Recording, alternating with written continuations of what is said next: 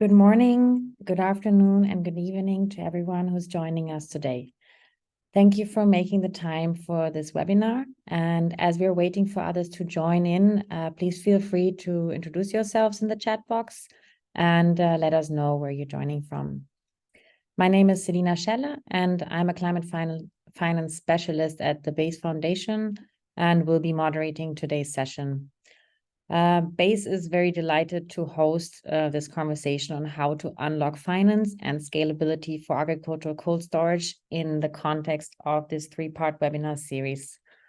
The series has been developed in correspondence to the need to better understand pathways to access finance, which have been expressed by cooling companies we've been working with over the course of the past 3 years, as well as the need to better match company, donor, and investor expectations with the ultimate goal to enable the scaling of cold storage to move beyond pilots of promising business models for cooling solutions. And that being said, I would like to highlight that the need to scale access to cold storage is becoming more prominent than ever. Millions of farmers in developing countries are currently still lacking or have insufficient access to cooling, which significantly lowers agricultural incomes, jeopardizes food security, and results in food loss. Access to cooling, therefore, no longer remains a comfort issue, but is increasingly so a climate, health, food security, and social justice issue, whereby women often are being the most adversely impacted. And to tackle this cooling challenge, an increasing number of entrepreneurs have established decentralized cold rooms where farmers can store their products on a pay-per-use model, extend the shelf life of produce, and tap into more profitable sales opportunities. However, thereby one challenge remains, and that is that cooling companies often require additional financing to support and expand their operations to move beyond the pilot stage. And with this series, we really hope to shed some light on financial instruments that are already in place, strategies, tools, and tools to facilitate access to finance and thereby enabling scalability. And in today's introductory session, we have 4 expert panelists who will walk you through various ways to unlock finance, discovering key financial instruments, who invests in what, and what makes a viable business case for both cooling companies and investors. That being said, let me introduce you to our 4 wonderful panelists. We have here with us Ben Hartley, Program Manager, Cooling for All at Sustainable Energy for All. Sabine Deschka, Senior Research Coordinator for Impact Investment at Wageningen University and Research. Harsha Vishnumolakala, Analyst at the Climate Policy Initiative. And Bas Hetterscheid, Manager for Partnerships at Wageningen University and Research. Thank you all for being here with us today. And for today's agenda, I will ask each panelist to ask a few key questions to shed light on cold storage financing in agriculture and provide a good understanding on where we are now and where do we want to go. I would also like to invite every participant to post questions along the session in the chat box for those who are joining on Zoom and in the comment section for those who are joining on LinkedIn. Our panelists will try to provide written answers over the course of the session in the chat box, and we will then answer remaining questions during our Q&A session towards the end. Please also indicate any themes or questions that you would like to discuss in more depth during our interactive 3rd session on November 22nd. We will collect those in the chat box. And in this 3rd session, we can then answer any questions that we may not be able to cover today. And with that, I would like to now pose the first question to Ben, or the first set of questions.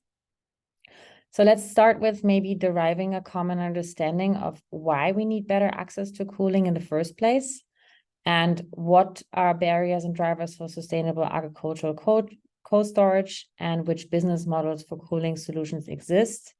And lastly, what are the multidimensional impacts and what does this mean in terms of access to finance? The floor is yours, Ben. Thanks so much, Selina. And yes, so my name is Ben Hartley. I'm a program manager with Sustainable Energy for All. and I've focused on our cooling work. Our cooling program, I think, has been around for about 6 years at this stage, and the focus of it has been addressing cooling as an equity issue across a couple of core themes, one of which is human comfort and safety, another one which is healthcare, and finally agriculture and food services, which we sort of define as the three sort of core needs for cooling for those who live who are at risk because they lack access to it. So in answer to the questions, I've got some slides that I will share, and hopefully Selena or the team can confirm that these look fine, or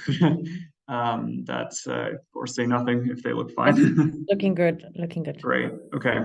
So in answer to those questions, I'll go through a couple of slides very quickly.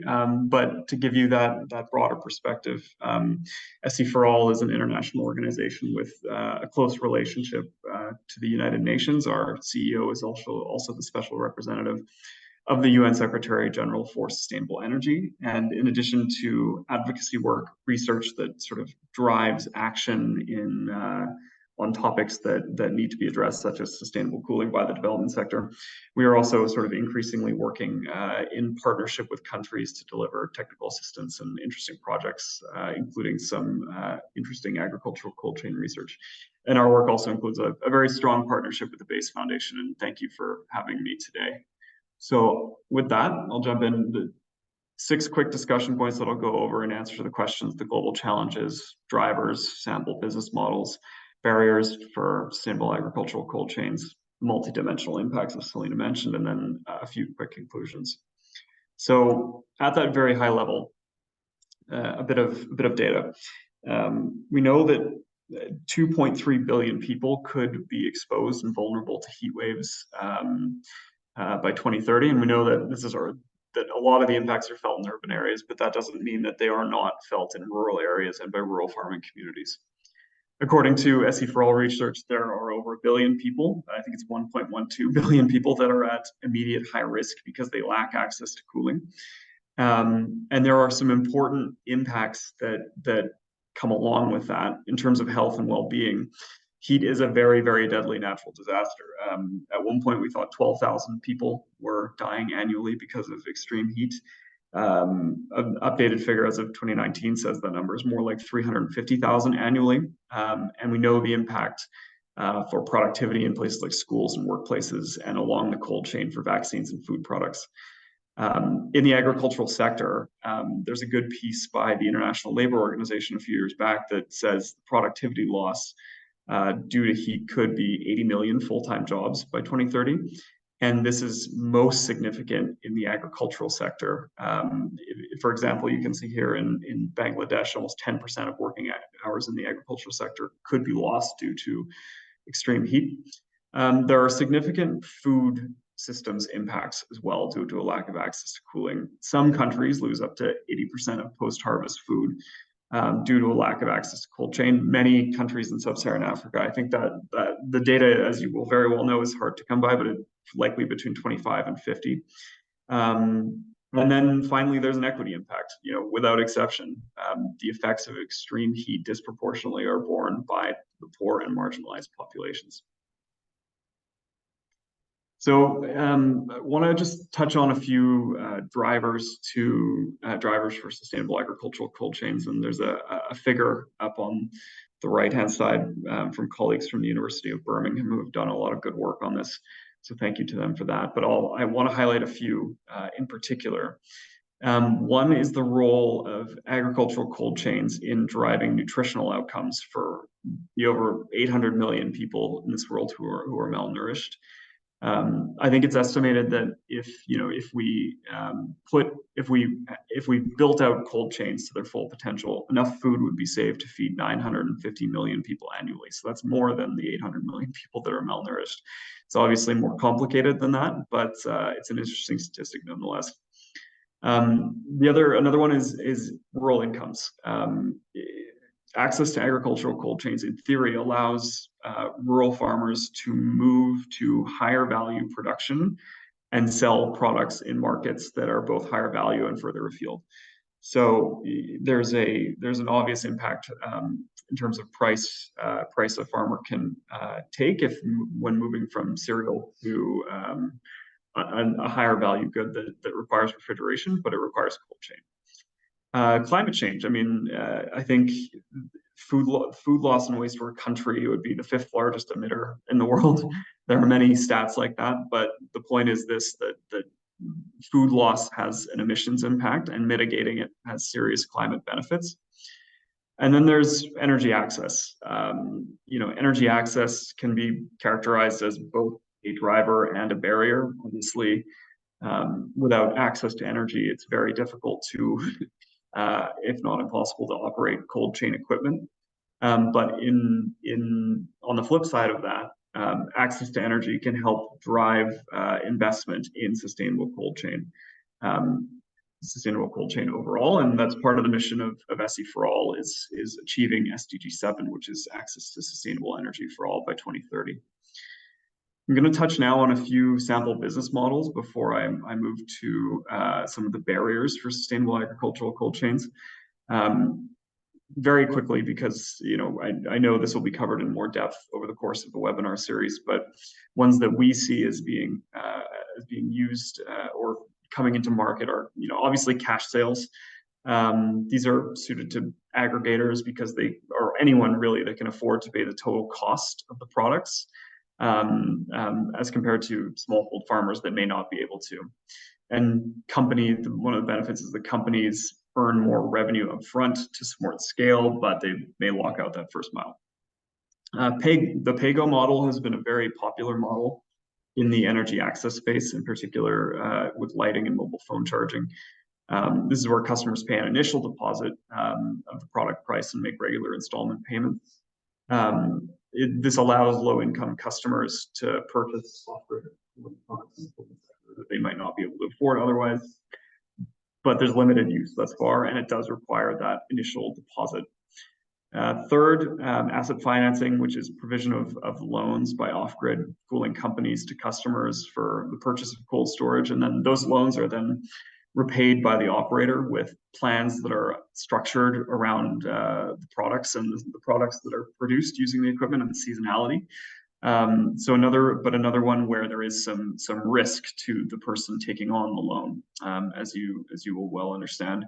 And then as we'll get into more today, cooling as a service, where customers are charged per day or whatever value of time, store their products in a section of a cooling unit with one of the very important benefits of cooling as a service is that it aggregates demand for small farming communities.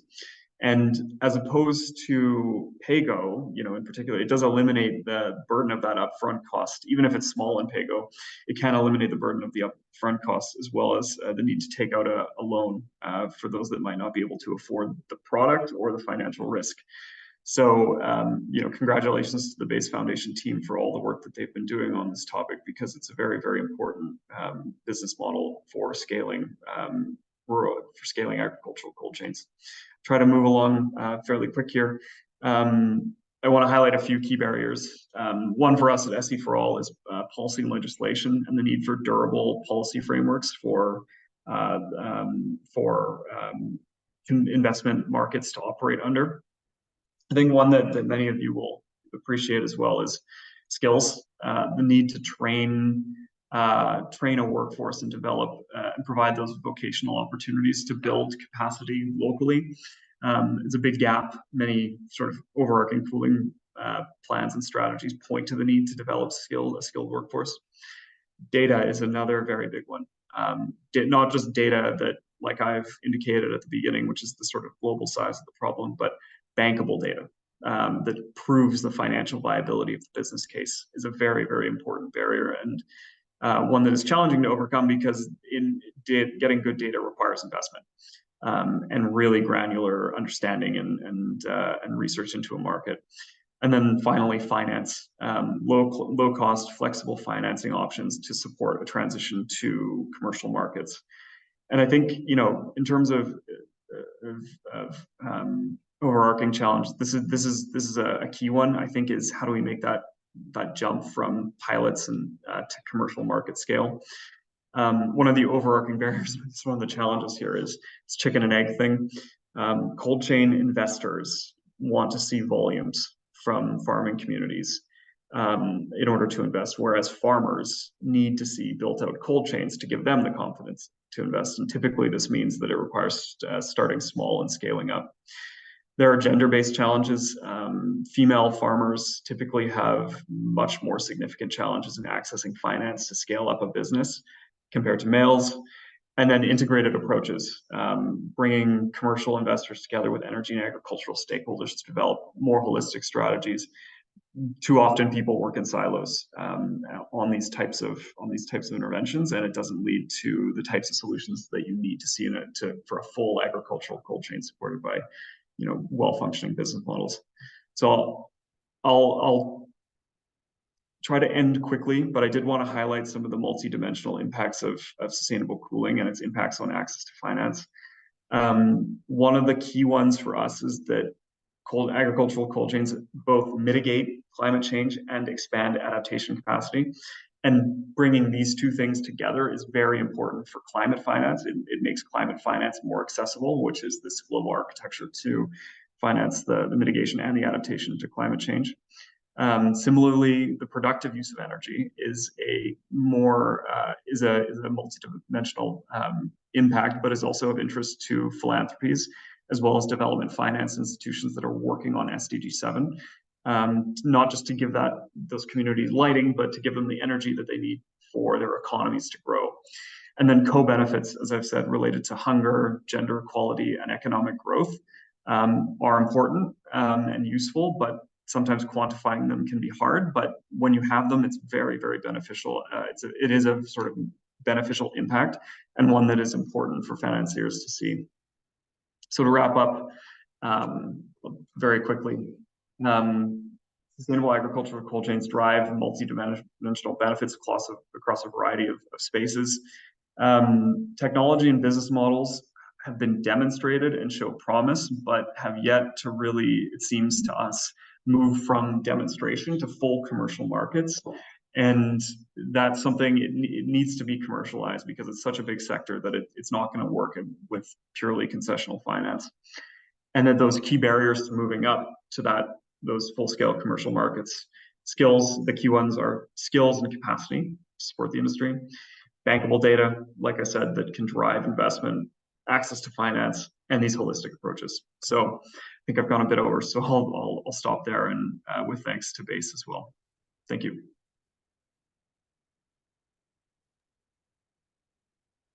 Thank you, Ben, for illuminating why we need more than ever better access to cooling with increasing risks on populations, and that those risks at the same time bear multidimensional impacts, which in turn can be viewed as gateways to access climate finance. I think that's very helpful to really understand better. And you also rightly pointed out that while promising business models, the provision of cold storage, such as cooling as a service, are in place, several barriers like the lack of bankable data and low-cost finance still hinder the scaling up of existing cooling solutions.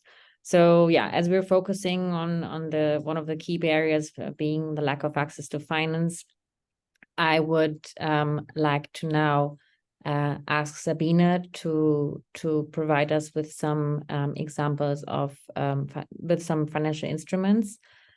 Before we dive into practical examples of financing options, concretely for cooling as a service, as Sabine will now share her latest research insights on available financial instruments. And yeah, Sabine, the floor is yours. And I would like to now tell us a little bit about what are the different typologies of financial instruments for cold storage, and which instruments do you recommend to be explored further? Thank you, Celine, for this opportunity to present what we have done so far.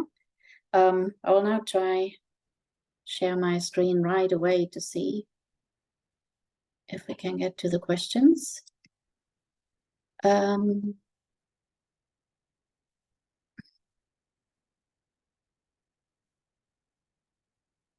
So can you, I hope you can confirm that you can see this presentation?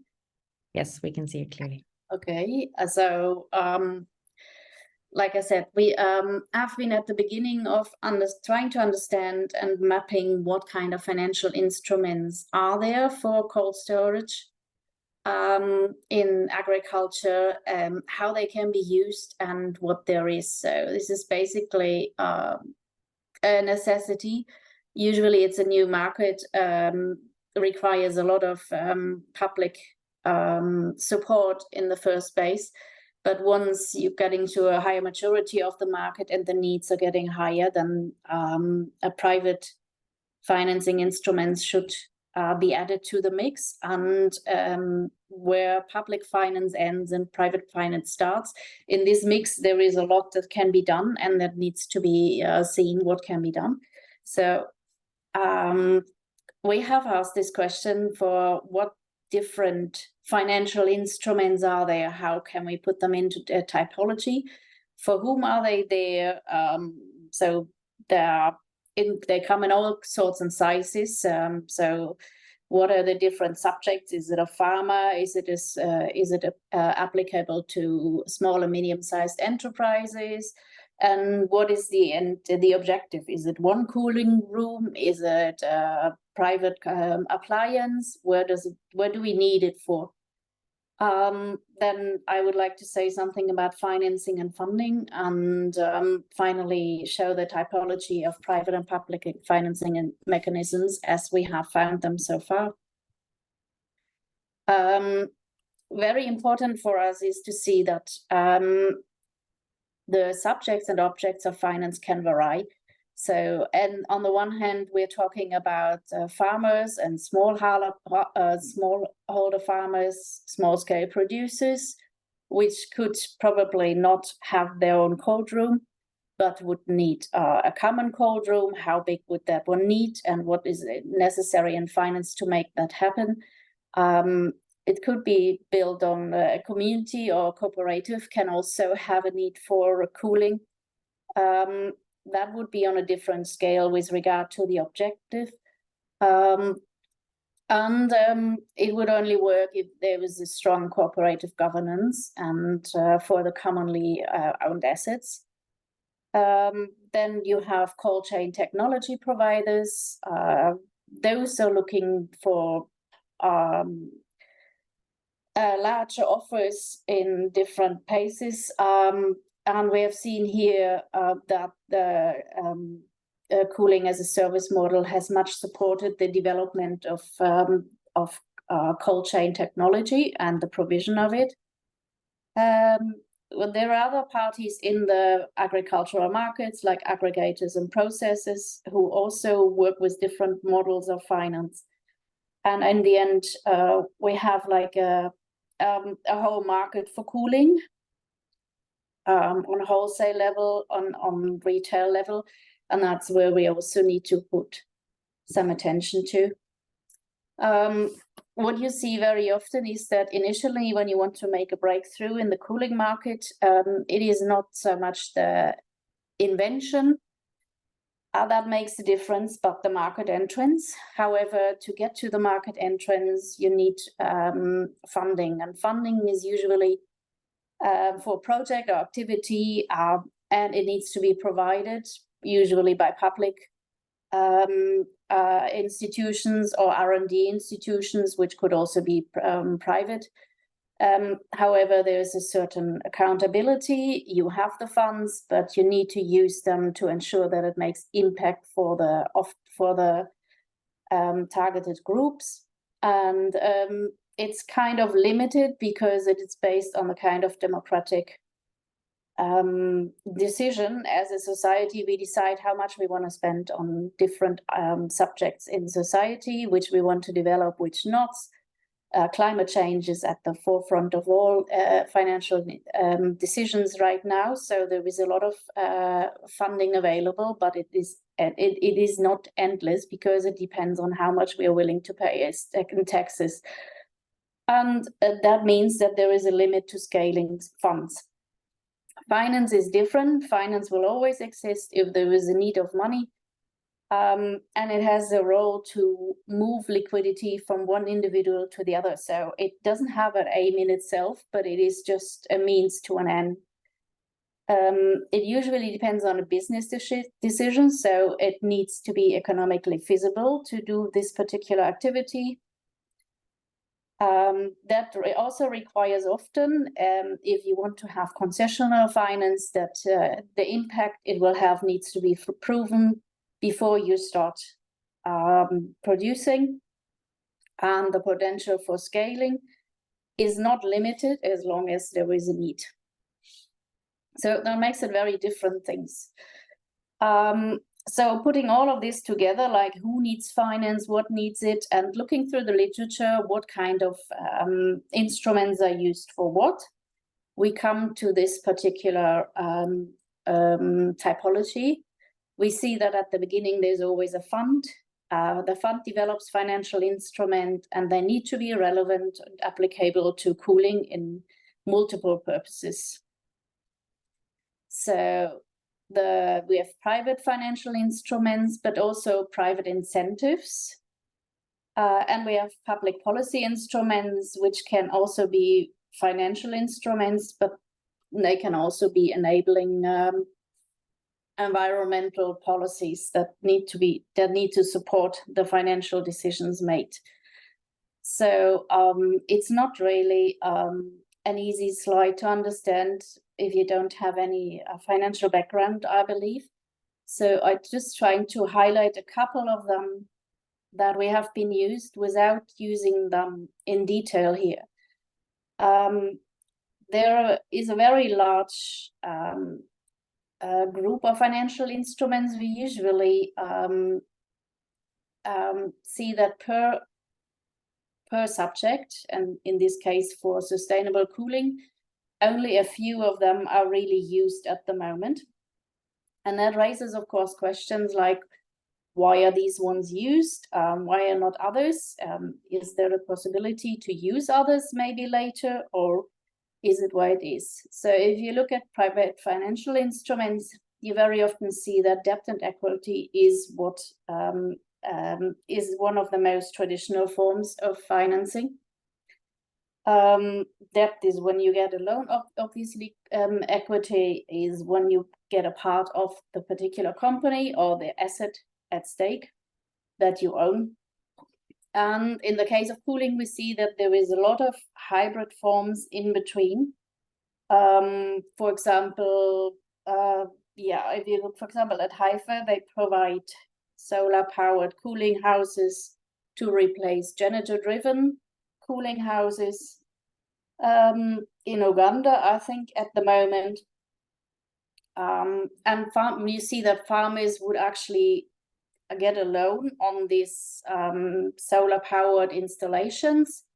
However, they're not paying the full price for it. They're paying parts of it, and parts are actually coming from concessional capital to make it affordable for farmers in any way. Why are we doing that? We're doing that because apart from the reduced cost for fuel that farmers will experience, which makes it possible for them to pay part of the new investment, we will also see a reduction in greenhouse gases, and that makes it worth for a lot of people to invest into this kind of instruments. If you look at private incentives, we see that there are three things given in addition to financial instruments. Very often a grant or financial instrument is going to be accompanied by an offtake guarantee. That means that the investment will always be relevant for the farmer and will always be recovered, because the farmer knows that his produce will be taken off afterwards at a certain price. That secures the investment. You can have interest discounts, commercial loans. So what we see is zero interest loans, for example. And we also see a lot of use in cooling as a service. Cooling as a service is not a financial instrument in itself, it's a business model, but it requires somebody else to take the investment and provide this pay-as-you-go services for a longer time period. So you will see that more investment is necessary and that it will be necessary for longer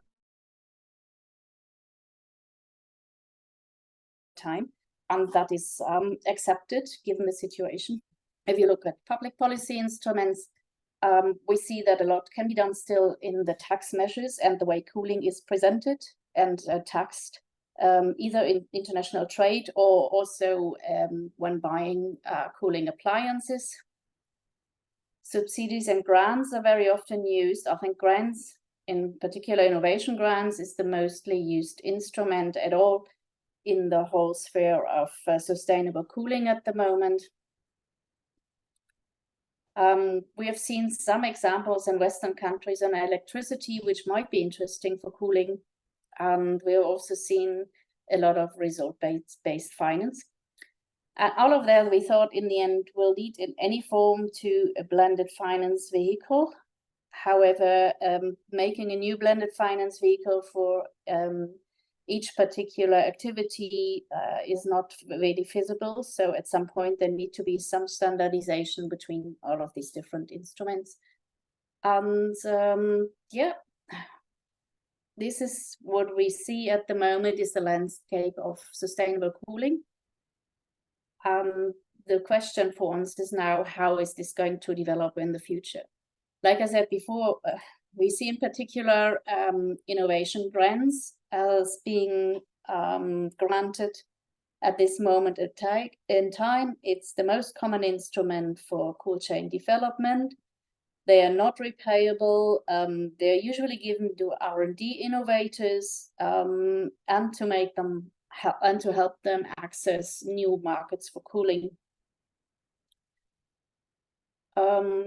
Are they accessible for everybody? Well, they are public grants. They can be targeted towards innovator or piloting communities to achieve this breakthrough that we would like to see.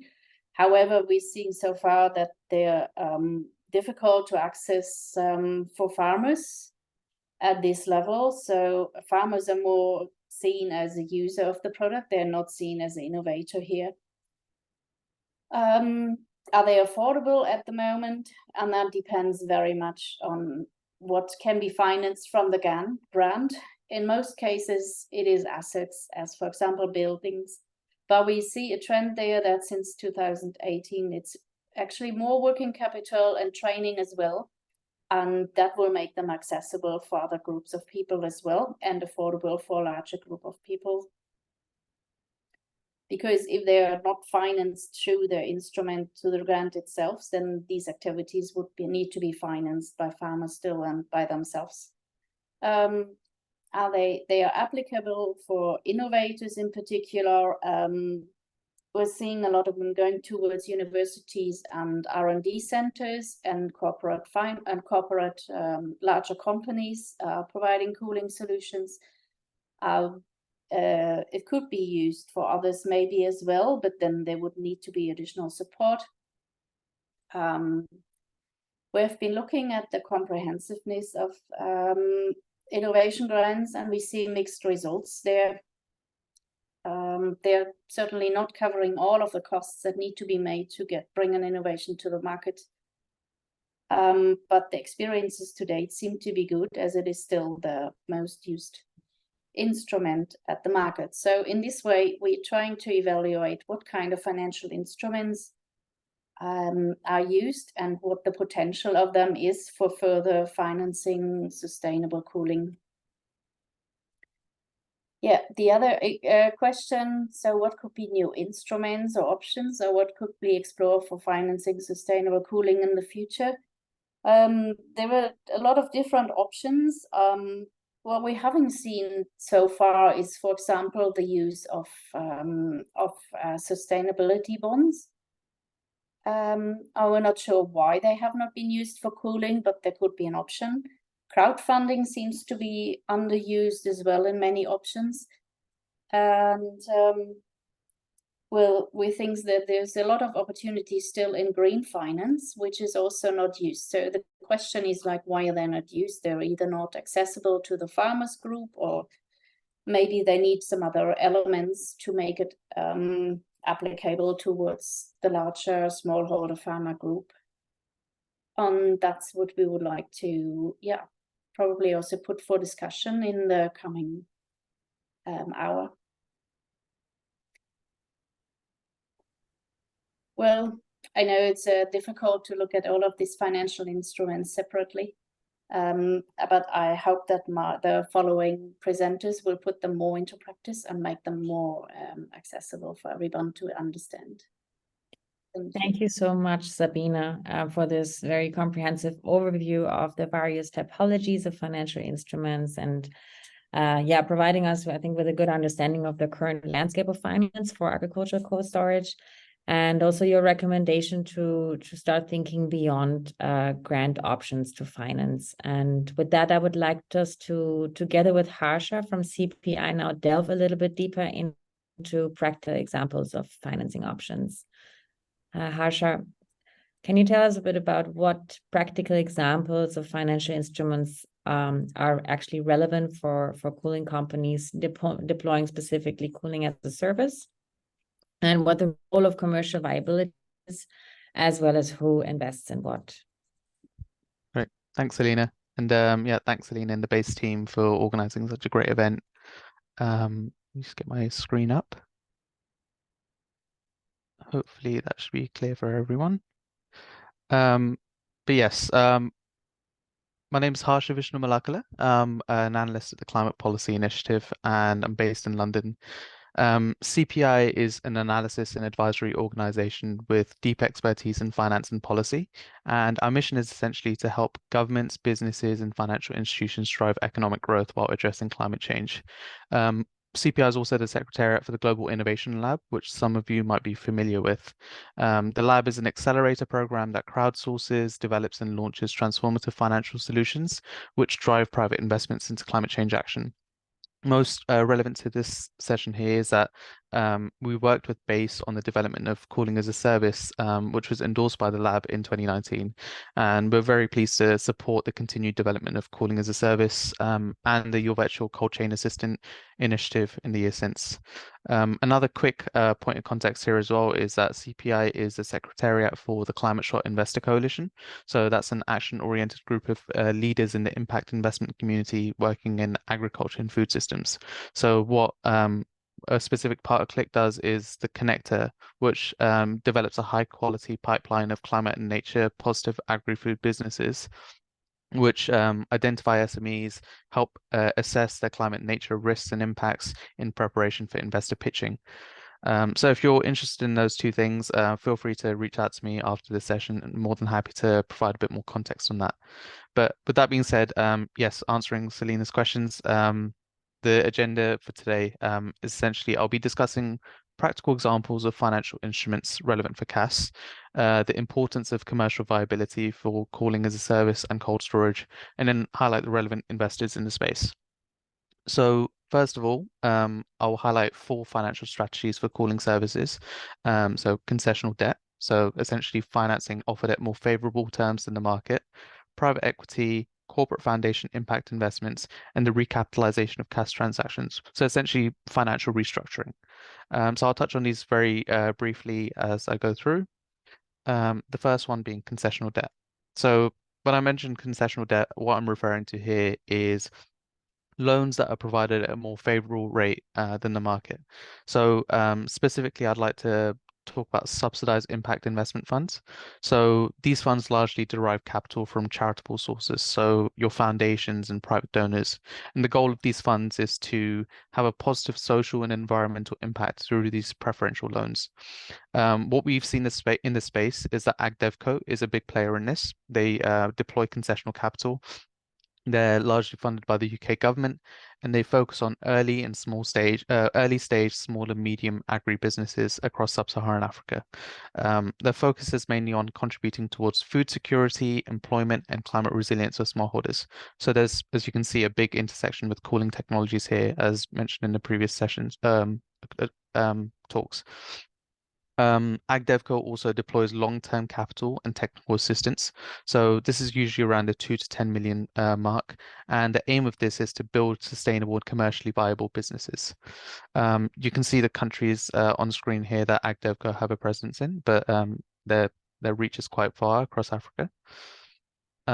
So moving on to the second one. So private equity.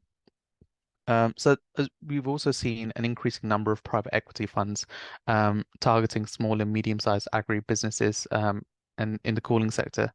So, for example, the Catalyst Fund is a leading impact fund and accelerator which supports early-stage tech startups that are building a climate-resilient future in Africa. The fund essentially blends capital from concessional investors. So again, this is funding that's provided below market rate, and also commercial equity investors. So these are investors who are providing funding at market level rate of return and expecting returns as well. Typically, this fund invests up to $200,000 into selected pre-seed portfolio companies. In addition to this, the Catalyst Fund also offers guidance and resources to these startups, and they also have funding to help these companies as they grow and progress through their other development stages. So around the seed and Series A stages, we've seen. To date, the Catalyst Fund has supported over 12 startups in Africa, and their investment focuses range from financial technology for resilience, promoting sustainable livelihoods, and climate-smart essential services. So what might be relevant here is that they've recently invested in a company called Keep It Cool, which is a cold chain company based in Kenya. Moving on to corporate foundation impact investments. So this is another element that we've seen. So corporate foundations have also been increasingly deploying impact investment capital towards climate relevant technologies. So an example of this is the 100 Plus Accelerator, which is funded and run by some big corporate players, as you can see on screen here. The accelerator invests in companies, usually from seed to Series B stage, so quite early stage, and also delivers 6 months of remote planning and training to accelerate collaboration and the growth of cohort companies.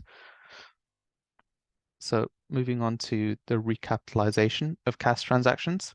So essentially, up until now, the main topic of discussion has been around the overall process of getting financial support or funding for cooling services. However, I would like to take this opportunity to share some specific insights about how financing works for cooling as a service transaction. So a lot of you might already be familiar with this, but cooling as a service essentially offers cooling solutions without actually selling the equipment, but rather offering it as an ongoing service to customers. This approach can be quite expensive for cooling service providers, especially at the beginning when they have to bear the initial costs of equipment and installation. And given these high initial costs, companies that provide cooling services might find themselves needing additional funds or capital financial restructuring. And this is especially true when they're trying to take on more and more cooling as a service contracts. So with BASE, back in 2019, we developed our analysis on 2 types of recapitalization or financial restructuring. One being the sale and leaseback method, as you can see on screen here, and the second being a special purpose vehicle, which is on the next slide. The first, the sale and leaseback method, you can see a diagram here on the right. But under this structure, a bank or a financial institution essentially purchases the cooling equipment from the cooling service provider and then leases it back to them over a period of time. This is usually no longer than the CaaS contract period. And the bank or financial institution, for them, it's a secure deal. Is in the case a cooling service provider fails to pay their lease, for instance, the bank can then sell the equipment. Additionally, the service contract between the customer and the cooling service provider acts as an additional capital collateral. So it's an extra layer of security to this model. And essentially what this does, this model, it frees up capital for the cooling service provider and reduces the debt on their balance sheets. So essentially helping them invest more money into their scalability. The second is the special purpose vehicle model. So in this scenario, investors essentially come together to create a special purpose vehicle. And what this essentially is just an entity that manages transactions and holds assets which are separate from the cooling service provider. So the special purpose vehicle, or the SPV, they purchase the cooling equipment from the technology provider. And after acquiring the equipment, the SPV enters into contracts with the customers. So they initiate CaaS contracts. the technology provider, although they don't own the equipment anymore, are still in charge of maintaining and running the equipment effectively, and they have an agreement with the SPV to do this. And in the case that something goes wrong, so for example, a client doesn't pay or the technology provider fails to maintain the equipment properly, the SPV can also engage with an insurance provider or a fund to establish a payment guarantee, so covering any costs for things that might go wrong. So those are all the financial kind of approaches that we could see in the space currently and practical examples. But touching briefly on the importance of commercial viability. So in our work with BASE in 2019, we focused a lot of our work on the financial sustainability of the CaaS approach. So CaaS is financially sustainable, fully commercial solution, and we see this from the efficient cooling equipment installation and operation of the services. While it's mostly self-sustaining, we do acknowledge that concessional capital is required for expansion into countries with less stable capital markets or emerging technology providers. In these scenarios, as previously mentioned, there's some financial instruments there to address these issues, especially those relating to blended finance. Moving on to the investor mapping. So essentially, I'll name 4 types of investors that we see in this space, and there's probably more out there, but these are the main ones that we see. So development financial institutions, or DFIs. Most DFIs invest in cooling projects mainly in their operational regions, and their ticket sizes are quite large. So, I mean, engaging with these DFIs can be beneficial in the sense that they can be seen as a bridge to other investors or as a thought partner to other investors, or potentially as even like for investors who could get engaged on like a SPV model, as we mentioned before. Foundations are also increasingly interested in cold storage. So in this space, we see players like the Gates Foundation who are interested in the health benefits of cold storage. We see that from their interest on cold chains for vaccine storage. Commercial banks also, so are also another player. So when a cooling technology provider needs recapitalization, especially when expanding to multiple CaaS contracts, there are several financing methods available, and the equipment sale and leaseback transaction that I mentioned previously is something that commercial banks can facilitate. And then finally, we see private equity and venture capital actors as well. So a range of funds are increasingly investing in cooling and cold storage technologies. Some of them are listed on screen here. And then finally, I wanted to share one final recommendation for those in the audience. Many of you might already do it quite well, but it's to essentially frame your impact thesis for the audience you have in mind. So when we see DFIs, a lot of them might be interested in adaptation. So you need to be able to articulate the adaptation angle of the cooling and cold storage solutions that you have. In other cases, the mitigation side, do you have a clear sense of the emissions reduction potential of your technology? Still, other investors might also be interested in like a fintech angle. So if you're leveraging smart contracts for CaaS, that's something that you need to think about. And finally, as mentioned before, the health benefits. So the Gates Foundation being interested in cold storage for vaccines. Are you familiar with that? And how can you frame your impact thesis around this? Although saying this, it's much easier said than done. So I just wanted to take this quick second to maybe cheekily plug the lab, which again, with the Secretariat for. The lab provides development and support for innovative climate solutions, and they actually have an open call for ideas. So if you're interested or want to learn about how to participate, please feel free to scan the QR code. But yeah, with that being said, I'd like to thank you for your time and pass it back to Selena.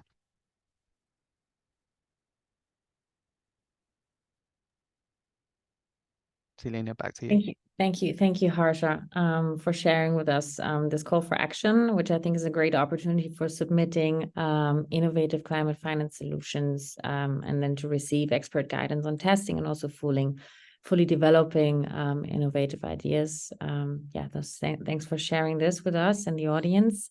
And you also shared some really valuable insights on practical examples, which I think confirms Sabina's recommendation to think beyond grants.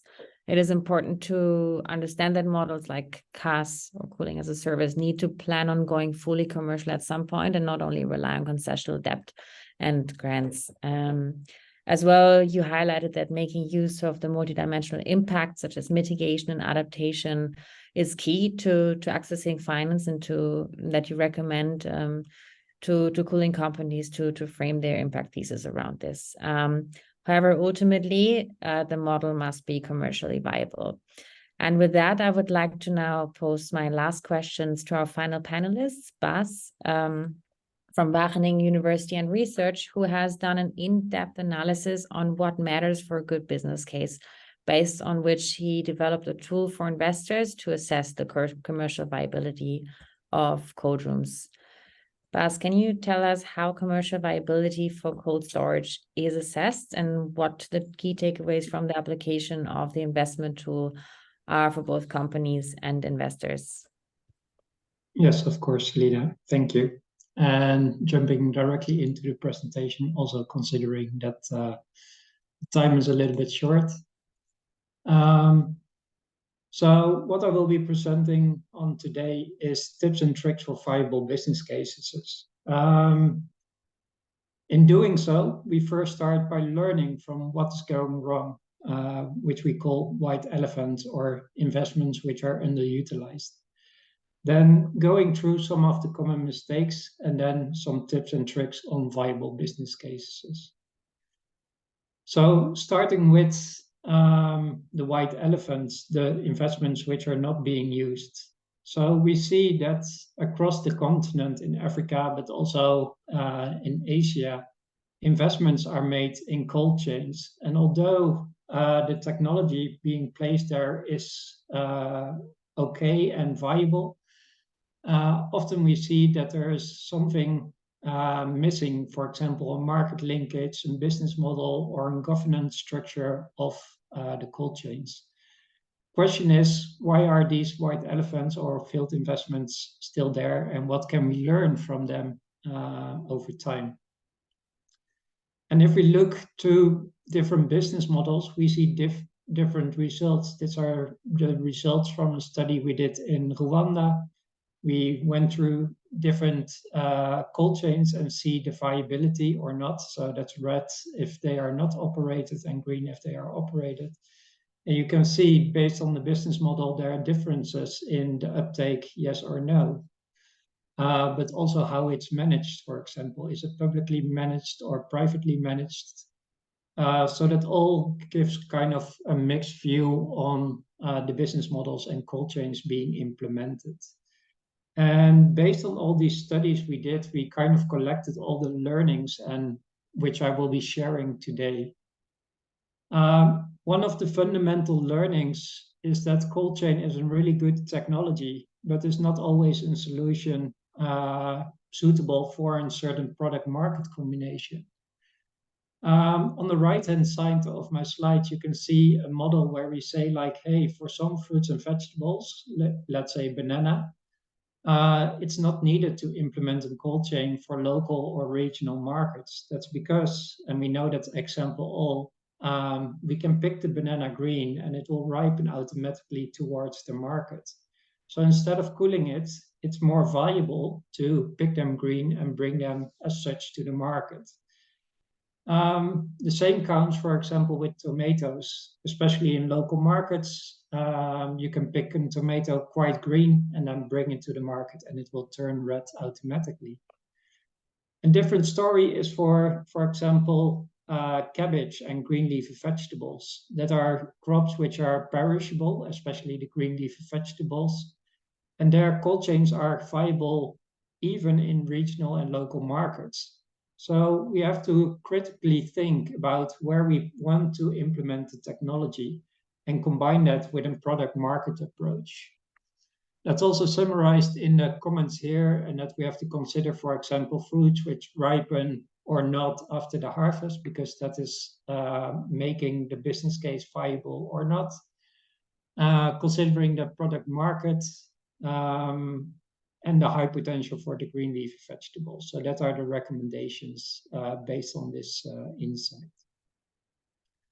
Secondly, we often hear the story of there's so much food loss and waste, we have to put down cold chains. And although this may be true, because we can save food losses along the value chain. It's not a market-driven approach. If you store fruits and vegetables, let's say, which are produced, and we are producing twice as much as needed on the market, then there will always be loss, even if you store it long enough, because the next season will be there. Or you make the price of the fruits and vegetables so high that the market is not accepting it. For this purpose, we developed an product and market sophistication model, which is on the right-hand side, where we say that if you implement an expensive technology like cold chain, which is often above $20,000, the sophistication of the market has to be developed as well. So that's why you see that funnel in which we think viable business cases are possible. So most white elephants we studied, it was a cold chain piece of technology implemented towards fresh markets. And fresh markets are typically known for consumers which are really price sensitive. But if you would move more to the right side of the market, so more the retail or the specialized markets or the wholesale markets, there you see that within the commercial model, cold chains are viable.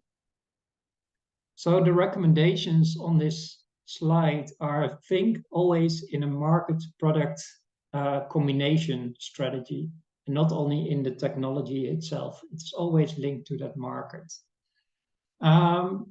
And also work with offtake guarantees. We often see that technologies are placed with good intentions, but for example, that the market doesn't want to give offtake guarantees, which means that the business model is quite risky. Let's assume that you get a guarantee of an offtake of 80% of the goods you will be storing. That will substantiate the need for your cold chain. So one of the recommendations we are often giving or asking as first instance is there a guarantee for that offtake, either for the products, the fruits and vegetables, or if you are a cooling as a service model provider, is there an offtake guarantee for your technology? The last thing I want to mention is that the current business model is highly angled towards the private sector or the profit narrative. And for example, in the Africa Center of Excellence for Sustainable Cooling, we are currently also researching if we can get public contributions back into the business model of cold chains. So like Ben mentioned and others, we can think about the multi-impacts it has on food security, on carbon and other environmental drivers, and see if we can get a bit of that value, public value, back into the business model of cold chains, and therewith make it more viable, for example, for fresh markets and wholesale markets and small-scale farmers. The third insight is that cold chain is a mean to do something. You store fruits and vegetables or other products for the market for a later moment or to transport it further. However, there are different means towards that goal. For example, if you want to bring tomatoes to the market in an off-season period, you can either store it, but tomatoes you can store them for 6 to 8 weeks. And on the other hand, you can, for example, create a quite simple greenhouse production center in which you can also further produce the tomatoes. And that's actually in competing technology, and recognizing that storing the same amount of tomatoes or producing them in a greenhouse, then in greenhouse proves to be more economically viable. So instead of having the narrative of cold chain is the solution, I would recommend that it is one of the solutions which is considered, and then look into alternative technologies, for example, extending the production season, alternative ways of conservation, and for example, import is often also a competing process or technology. So we have to see that in a broader food system spectrum of elements which are fighting for the market or with, being able to capture a market. So important to recognize that cold chains isn't great technology, but has some competition on the market. Well, these were just 3 of the lessons of many others which we have captured in what we call the post-harvest assessment methodology. Post-harvest looks at the preservation of fruits, vegetables, and other perishable products, and then considering what is needed to preserve them for a market. So these 3 lessons on, for example, the product market combination, but also the market technology combination, and the competing technologies are included in this assessment methodology, in which we created kind of 4 levels and 18 steps through which you go through to assess the viability of business models with cold chains. It covers a market-based approach, including crop selection, the selection of technologies, the competing technologies, and much more other things. My recommendation, but that's always what people will say about their own tools, make use of them. This methodology is freely available. The link to the paper is below in this slide, which will be shared after the series. But we are also happy to take feedback, or if you want to have support in executing this assessment methodology, let us know. And why is it important? For whom is this methodology? And I think we have 2 kind of audiences for this methodology. First of all, it is people working as cold chain entrepreneurs, so the cooling as a service entrepreneur, or the ones more like a trader who wants to implement cold chains. They can do a viability check. So going through these steps will basically answer the question, will my cold chain be viable? And should I do the business calculations for example, asking for a loan or grant or any other financial mean? On the other hand, we are also using it currently for financial institution and donor agents. So when there is a plan to implement cold chain, we take a step back and we go through the procedure of checking through the post-harvest assessment methodology, doing the due diligence if it's a viable option to implement cold chain in that value chain, for example. So it helps both the entrepreneurs and the ones who have to give or not have to give, might want to give the financial support on developing cold chains.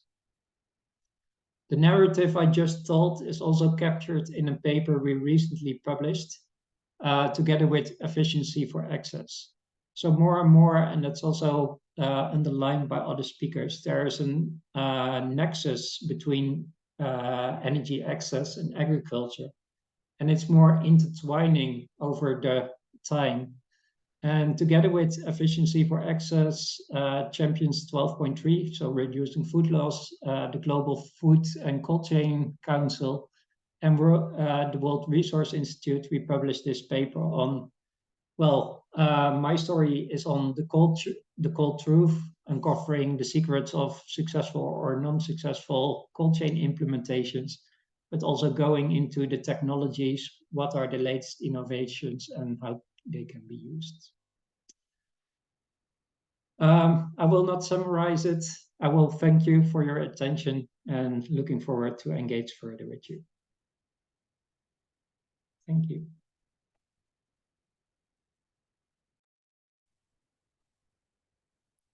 Thank you very much, Bas. I think this investment tool provides a great guidance for both companies and investors, and the due diligence criteria has really helped investors to know what to look for, and at the same time guide cooling companies on key elements to consider for ensuring commercial viability. Seeing several questions in the chat, some of them have been answered already. Thank you to the panelists for providing answers. In the interest of time, I would now like to wrap up the session and ask some of the speakers to answer a general question. And that is, what is one key takeaway from the session that you would want our audience to remember? Let's maybe start with Bas. Thank you. The key takeaway from this session is that cold chain development is hot at the moment and that everyone is looking at it. A lot of projects are being executed and we see a lot of learnings, but we have to kind of capture all those learnings and make viable business cases. So one of the calls would be to kind of share openly, like Base now does in this webinar, but more broadly, share the learnings and then learn from all those experiences we have and make that information publicly available so we can build more viable business cases and have the impact. Thank you, Bas. Over to you, Harsha. Thanks. So if there's one key takeaway, I would say is there's a lot of innovative financial models out there, and you know, there's a breadth of investors looking to invest in cooling technologies, but it's about connecting the two. And I think you know, the cooling technologies, they can foster the growth of, you know, climate resilience, food security, and technological innovation. They all go hand in hand. But what's important is also to frame your impact thesis to align with the specific investment goals of the financial actors you're engaging with. And that's what we've seen in the space when we've mapped out these actors. Yeah. Thank you. Over to you, Sabina. Yeah, I can only agree with the two previous speakers because in particular where it considers finance, there is so much new innovative finance out there, especially in the area of impact finance, which we haven't fully explored yet. And then on the other hand, we can only explore it if we do have the information, if we do know how the business models are working, what works and what doesn't, and why. So yeah, there is a call to share more information on all levels. Thank you so much. Thank you to all our panelists for joining in today and providing, I think, a very good foundation for this webinar series. We learned that agricultural supply chains have multidimensional impacts that can be gateways to access climate finance. We gained a better understanding of various financial instruments, and that in order to scale cold rooms as a service, we need to think beyond grants and ensure commercial viability. Thank you for those of you who joined in and posed many interesting questions. As said in the beginning of this webinar, we can pick them up during the conversation we have as part of the third session, and we'll make sure that your questions are all answered. Feel also free to interact directly with the speakers via LinkedIn. And yeah, we're looking forward to delve further into topics that have been raised and key questions as part of the session on November 22nd. That being said, next week, we will host the second session of this series, which builds upon today's webinar and will provide you with first-hand insights and strategies from the field via perspectives from cooling companies and financiers from leading institutions such as InfraCredit and Get Invest. And in case you did not register yet, please do so via the bottom left QR code. And yeah, thank you. And I wish everybody a good afternoon and evening. Thanks for joining in.